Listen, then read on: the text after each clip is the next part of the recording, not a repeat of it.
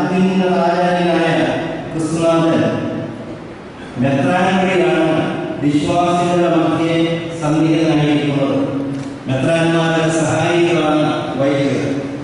സ്വർഗത്തിലും ഭൂമിയിലും സമസ്താധികാരങ്ങളും സിദ്ധിച്ചിരിക്കുന്ന കർത്താവിൽ നിന്ന് എല്ലാ ജനങ്ങളെയും പഠിപ്പിക്കാനും വിശ്വാസം, മാമോദീസ, പ്രമാണങ്ങളുടെ അനുഷ്ഠാനം എന്നിവ വഴി രക്ഷ നേടേണ്ടതിന് എല്ലാ സൃഷ്ടികളോടും സുവിശേഷം പ്രസംഗിക്കാനുള്ള ദൗത്യം സ്ത്രീഹന്മാരുടെ പിൻഗാമികൾ എന്ന നിലയിൽ മെത്രാന്മാർ സ്വീകരിച്ചിരിക്കുന്നു.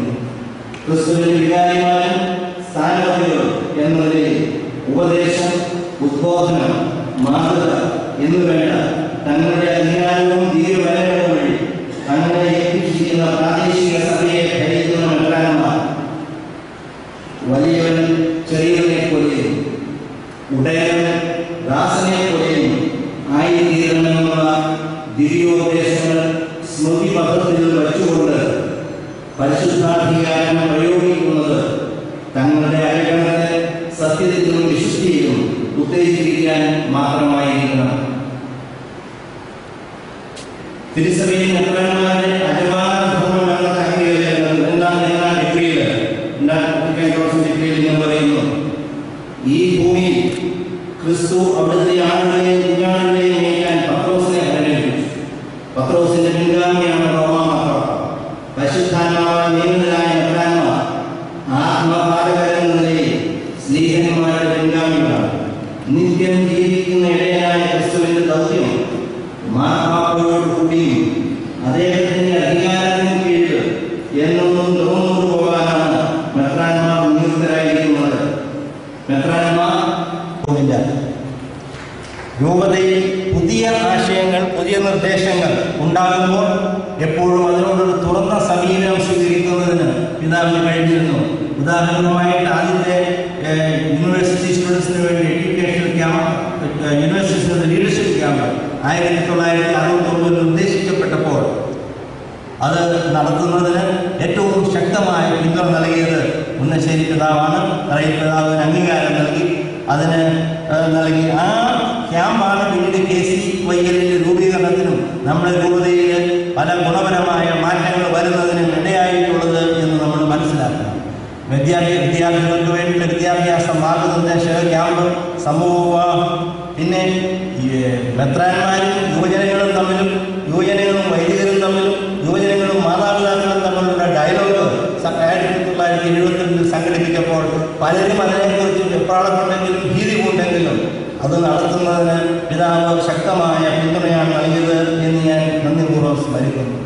സ്നേഹിതരെ, നമ്മുടെ രൂപതയ്ക്ക് പിതാവ് നൽകിയ സേവനത്തെക്കുറിച്ച് നമുക്ക് എല്ലാവർക്കും അറിയാം. എന്നാൽ സീറോ മലബാർ സഭയ്ക്ക് പിതാവ് നൽകിയിട്ടുള്ള സേവനം ഒരുപക്ഷെ നമ്മുടെ രൂപതയിൽപ്പെട്ട പലർക്കും അറിയാമോ എന്ന് എനിക്ക് സംശയമുണ്ട്.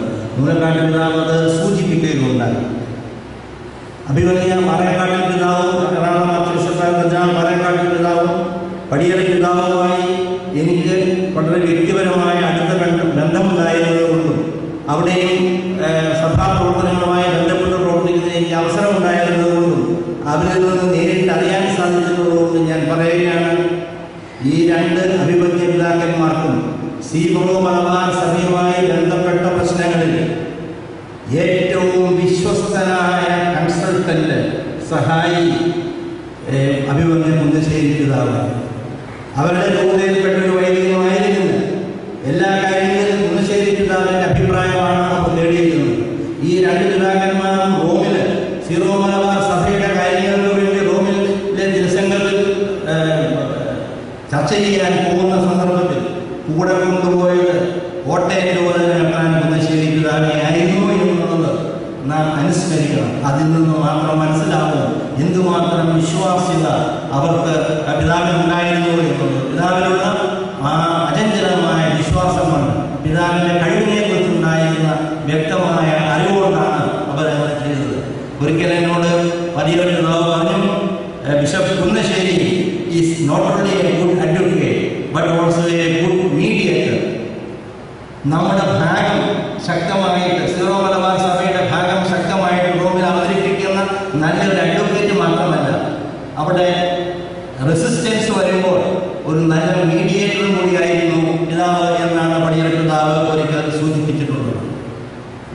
അതിശയോക്തിയില്ലാതെ ഞാനൊരു കാര്യം പറയാം.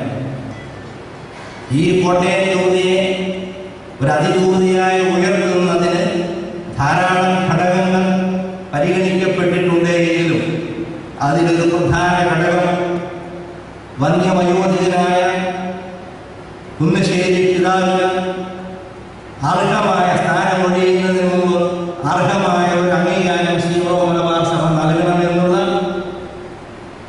സീറോ മലബാർ സഭയിലേക്ക് ചേരുന്നതിനെ ഒരു വിധത്തിലും പിതാവ് പ്രോത്സാഹിപ്പിച്ചില്ല, അംഗീകരിച്ചില്ല. അത്തരമൊരു സന്ദർഭങ്ങളിൽ പരസ്യമായി പിതാവ് പറഞ്ഞ വാക്കുകൾ ഞാൻ ഓർക്കുന്നു. സമുദായത്തിനേക്കാൾ വലുത് സഭയാണ്, ആരാധനയേക്കാൾ വലുത് വിശ്വാസമാണ്. അപ്പോൾ ഇന്ന് എന്തെങ്കിലും നമുക്കുണ്ട് എന്നെങ്കിൽ അതിനുള്ള കാരണം ഈ ഒരുമയും സ്നേഹവും നമ്മുടെ ജനത്തിന് ഉണ്ടായതുകൊണ്ടാണ്. അല്ലാതെ ആരുടെയും മെടുക്കൊണ്ടൊന്നുമല്ല ഉണ്ടായത്. ഇനിയും പലതും നടക്കുവാനുണ്ട്. നാം ആഗ്രഹിക്കുന്ന പലതും ഇനിയും നടക്കുവാനുണ്ട്. നമ്മുടെ പിതാവ് അതൊക്കെ നടത്തും എന്നാണ് എൻ്റെ പ്രതീക്ഷ. വ്യക്തിപരമായി എൻ്റെ നന്ദി നിങ്ങളുടെ നിന്ന് പ്രകടിപ്പിക്കുമ്പോൾ ദൈവം നൽകിയ ആ നന്മയ്ക്ക് പ്രത്യേക നന്ദി പറയുന്നു.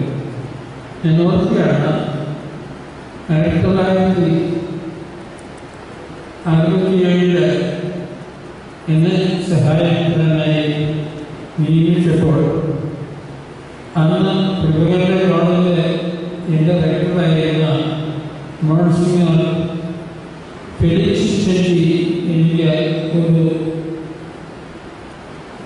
കമ്പി സന്ദേശം അറിയിച്ചു. ദൈവം സ്നേഹിക്കുന്നവർക്ക് കുരിശുകൾ ധാരാളമായി ഉണ്ടാകുന്നു. അദ്ദേഹത്തിൻ്റെ ആ വാക്കുകൾ, ആ ആശംസ എൻ്റെ ജീവിതത്തിൽ എനിക്ക് വിഷമങ്ങളുണ്ടായ അവസരത്തിലൊക്കെ ഇത് ദൈവം കൂടുതൽ സ്നേഹിക്കുന്നതുകൊണ്ടാണ് എന്നുള്ള ഒരു ബോധ്യം എനിക്ക് ദീർഘമായ പ്രസംഗം പറയുവാൻ ഞാൻ ആഗ്രഹിക്കുകയാണ്. ലോകത്തിൽ ഒരു മെത്രാനും ലഭിക്കാത്ത സ്നേഹവും പരിഗണനയുമാണ് എൻ്റെ ജനത്തിൽ നിന്ന് എനിക്ക് ലഭിച്ചിട്ടുള്ളത്. എൻ്റെ പിൻഗാമികൾക്ക് അത് ഉണ്ടാകും എന്ന് ഞാൻ പ്രതീക്ഷിക്കുകയാണ്. ആര് എന്ത് എല്ലാം പറഞ്ഞാലും ഈ ജനം ഒന്നാണ്, ഒരുമിച്ചിരിക്കും. മെത്രാനും വൈദികരും ജനങ്ങളും ഒന്നിച്ചിരിക്കും. അങ്ങനെയുള്ള ഒരു ചരിത്രമാണ് നമുക്കുള്ളത്. ഈ ബോധ്യത്തെ ഇല്ലാതാക്കുവാൻ ആരും സാധിക്കുകയില്ല. ജസ്റ്റിസ് ജോസഫ് പറയുകയുണ്ടായി, വികാരങ്ങൾ ഇതൊക്കെ അവസരത്തിൽ വളരെയധികം വികാരങ്ങൾ ഒന്നുകൂടുന്നുണ്ട്. പക്ഷേ അതൊന്നും ഇവിടെ പറയുവാൻ ഞാൻ ആഗ്രഹിക്കുന്നില്ല. നിങ്ങൾ നൽകിയ എല്ലാ സഹായങ്ങൾക്കും നന്ദി ഞാൻ പറയുകയാണ്. നിങ്ങളുടെ പ്രതീക്ഷയ്ക്ക് ഒപ്പം വളരെ സാധിച്ചിട്ടില്ല എന്നുവരികയും നിങ്ങളുടെ പ്രതീക്ഷയ്ക്ക് ഒപ്പം നിങ്ങൾക്ക് ഓരോരുത്തർക്കും വ്യക്തിപരമായി പലതും ചെയ്യുവാൻ എനിക്ക് സാധിച്ചിട്ടില്ല എന്ന് പറയും. എന്നോട് പിണങ്ങരുത്. ഞാൻ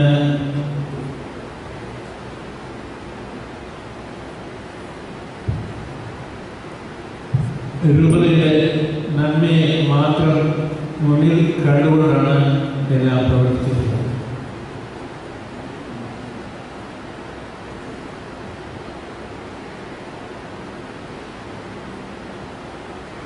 ജോസ് സിസ്ത്രിയുടെ ഒരു പുസ്തകം സിസ്റ്റർ 2-3 വർഷങ്ങൾക്ക് മുമ്പ് ഭാഷാന്തരപ്പെടുത്തി നൽകുണ്ടായി. രണ്ടാമത്തെ പുസ്തകമാണ് ഇപ്പോൾ ചെയ്തത്.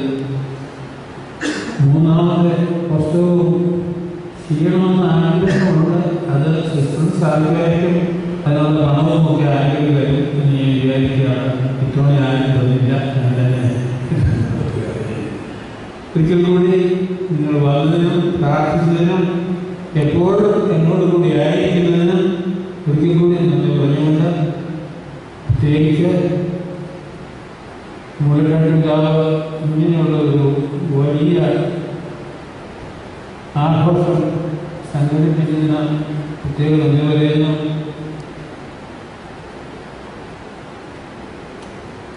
നമ്മുടെ കൊച്ചുകാവ് ഇങ്ങനെ ഓടി നടന്ന് ഞാൻ ഓർക്കാറുണ്ട് പലപ്പോഴും. ഈ മലബാറിനായിട്ട് പോകുന്ന തീവണ്ടിക്ക് സീസൺ ടിക്കറ്റ് ഇല്ലാതെ പോകാൻ സാധിക്കുന്ന ഏക വ്യക്തി ഉണ്ടാശയത്തിലാണ്. ഞാൻ ഒരു കാലത്തൊക്കെ കാണാറുണ്ട്. പോകുമ്പോൾ അവിടെ പോയല്ലോ ഇടം പോയെന്ന് പറയുന്നു. ഇവിടെ താമസിക്കുന്നത് കൊണ്ട് പോയ വിവരങ്ങളൊക്കെ അറിയാം. പക്ഷെ ഞാൻ ഇങ്ങനെ ഓടി നടന്ന് ചെയ്യാം.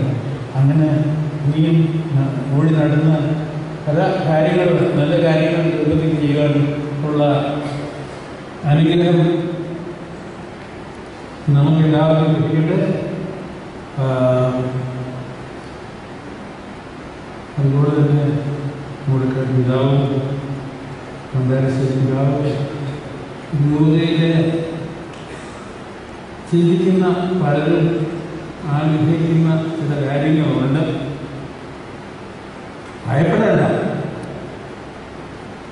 ഭയപ്പെടാതെ മുമ്പോട്ട് പോവുകയാണെങ്കിൽ നമുക്ക് ഇനിയും നല്ല കാര്യങ്ങൾ ചെയ്യുവാൻ സാധിക്കും. ഈ പ്രതീക്ഷ എനിക്കുണ്ട്, നിങ്ങളുടെ പിതാവിനുണ്ട്,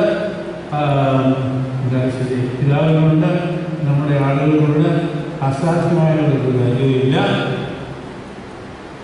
ദൈവത്തിൽ വിശ്വസിച്ചുകൊണ്ട് ബുദ്ധിമുട്ടുള്ള കാര്യങ്ങൾ എടുക്കാനും ഭയപ്പെടാതെ എടുക്കാനുമുള്ള തൻ്റെ നമുക്കുണ്ടായിരിക്കണം. ചുമ്മാ കുറ്റം പറഞ്ഞാൽ അറിയില്ല. ബുദ്ധിമുട്ടി കാര്യങ്ങൾ നടത്താൻ സാധിക്കണം നമുക്ക്. ദൈവത്തിൻ്റെ അനുഗ്രഹം ഞാൻ പറഞ്ഞതിൻ്റെ അർത്ഥമൊക്കെ നിങ്ങൾക്ക് മനസ്സിലായിട്ടുള്ളത് ഞാൻ വിചാരിക്കുന്നു. ഇനി പറയുന്നില്ല. ദൈവാനുഗ്രഹം നിങ്ങളുടെ മേൽ ധാരാളമായിട്ട് ഉണ്ടാകട്ടെ. എനിക്ക് വേണ്ടി തുറന്ന് പ്രാർത്ഥിക്കുന്നു. ഞാൻ ഒരു രോഗിയും ഒക്കെയാണ്, അബലങ്ങളുമാണ്. ഹൃദയത്തിൽ വന്ന നിങ്ങളുടെ സാന്നിധ്യവും നിങ്ങളുടെ പ്രാർത്ഥനയും ഒക്കെ എനിക്ക് വലിയ ശക്തി നൽകിക്കൊണ്ട് ഒരിക്കൽ കൂടി നന്ദി പറയുമ്പോൾ എൻ്റെ വാർത്ത. നിങ്ങൾ ഞങ്ങൾക്ക് വേണ്ടി പ്രാർത്ഥിക്കുക. ദൈവം പരിശോധിക്കുന്നത് നമ്മൾ വിശ്വസ്തരായിരുന്നു എന്നുള്ളതാണ്. ലോകം പരിശോധിക്കുന്നത് നമ്മൾ വിജയിച്ചു എന്നുള്ളതാണ്. ഈ മാനദണ്ഡങ്ങൾ വെച്ചുകൊണ്ട് ലോകത്തിൻ്റെതായ രീതിയിൽ വിജയിക്കണം എങ്കിൽ കൂടിയും ദൈവത്തിൻ്റെ മുന്നിൽ വിശ്വസ്തരായി ജീവിക്കുവാനായിട്ടാണ് നമ്മൾ വിളിക്കപ്പെട്ടിരിക്കുന്നത്. എനിക്ക് വളരെ എൻ്റെ ബോധ്യം, ദൈവം എന്നെ വിളിച്ചിരിക്കുന്നത് എൻ്റെ കഴിവുകൊണ്ടല്ല, എൻ്റെ കഴിവ് കേടുകൊണ്ടാണ്, ബലഹീനനായതുകൊണ്ടാണ് ദൈവം എന്നെ ഈ ഒരു മേൽപ്പെട്ട ശുശ്രൂഷയിലേക്ക് വിളിച്ചിരിക്കുന്നതും എന്നെ വൈദികനായി ഞാൻ അഭിഷിക്തനായിരിക്കുന്നതും. ദൈവം എന്നിൽ അർപ്പിച്ചിരിക്കുന്ന ഈ വിശ്വാസം നിങ്ങളുടെ പ്രാർത്ഥനയും സ്നേഹവും സൗഹൃദവും കൊണ്ട് കൂടുതൽ നന്മയിലേക്ക് വരാനായിട്ട് നിങ്ങൾ എന്നെ സഹായിക്കുക. കൂടുതൽ വിശ്വസ്തതയോടെ എൻ്റെ ശുശ്രൂഷകൾ സഭയിൽ സമുദായത്തിന് വേണ്ടി നിർവഹിക്കുവാൻ നിങ്ങൾക്ക് വേണ്ടി പ്രാർത്ഥിക്കുക. ഞാൻ നിങ്ങൾക്ക് വേണ്ടി പ്രാർത്ഥിക്കുന്നതാണ്. ഒരിക്കൽ കൂടി വന്നു ചേർന്ന് പ്രാർത്ഥിച്ചുകൊണ്ടിരിക്കുന്ന ഇതെല്ലാവരും നന്ദി പറയുന്നു. നമ്മുടെ കൂട്ടായ്മ കൂടുതൽ ദൃഢമാകട്ടെ.